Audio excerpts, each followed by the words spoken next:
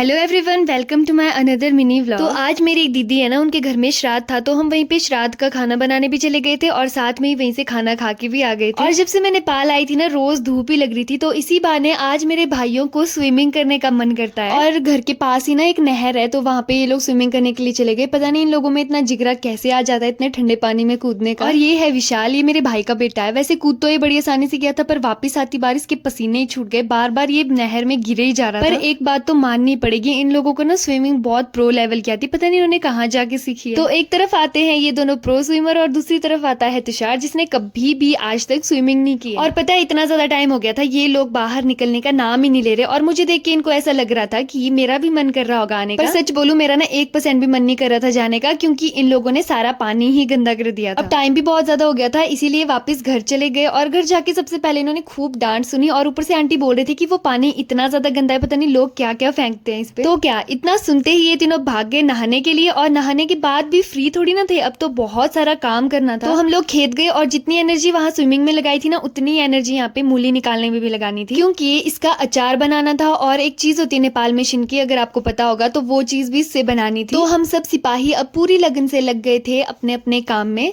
और इसके बाद ना इन मूलियों को धोना भी था, तो मेरे भाई सब मिलकर इसको धो रहे थे और उसके बाद उनको सुखाने के लिए भी रख दिया था। और इसके बाद आ जाती है बारी तरुल निकालने की। अब तरुल को हिंदी में क्या बोलते हैं मुझे नहीं पता है वैसे तो। और पता है इसको निकालने के लिए ना सब जुट गए थे घर में, मतलब हर कोई बारी बारी निकालने का ट्राई कर ही रहा था। और ऑडियंस की भी यहाँ पे कोई कमी नहीं थी। और सबसे ज्यादा काम तो इस बेबी ने ही किया था, इसीलिए तो इतना हंस रहा है ये। लास्ट में ये निकल तो गया, पर मुझे ना इस टाइम खोदा पहाड़ निकला चूहा वाली कहावत याद आ रही थी, क्योंकि इतनी मेहनत के बाद मिला तो क्या इतना छोटा सा। दूसरी जगह खोदने पर भी हमको तरुल मिला, बट इसमें ज्यादा मेहनत नहीं लगी और ये उससे काफी बड़ा भी था। तो इतना सारा काम करने के बाद शाम के टाइम हम लोग साइकिलिंग पे चले गए थे हमेशा की तरह, और बीच में हमको एक इमली का पेड़ मिला था। अब आप लोग मत सोचना कि हम लोग यहाँ से इमली चुरा रहे हैं, हमने पूरी परमिशन के साथ यहाँ पे इमली तोड़ी है। और यहाँ पे विशाल तो पेड़ में चढ़ गया था। बाद में हमने इमली एक दूसरे में बांटी और हम चल पड़े जहाँ पे हम जा रहे थे। वैसे हमको पता नहीं था कि हम जा कहाँ रहे हैं। बीच में हमको ना पानी का बहुत बड़ा सा टैंक दिख गया, तो हमने सोचा ऊपर से व्यू देखने के लिए चलते हैं। और ऊपर चढ़ने का डिसीजन हमारा बिल्कुल सही था। यहाँ से इतना ज्यादा प्यारा व्यू दिख रहा था, मतलब सब कुछ ग्रीन ग्रीन ही दिख रहा था। और इस जगह पे ना फोटोज भी बहुत ज्यादा अच्छी आ रही थी। हमने पता नहीं इतनी सारी फोटोज खींच ली होगी। तो ये थोड़ी पूरी हरकतें करने के बाद हम लोग वापस चले गए थे, क्योंकि अब शाम भी होने वाली थी, लेट पहुंचेंगे तो डांट तो जरूर सुनेंगे।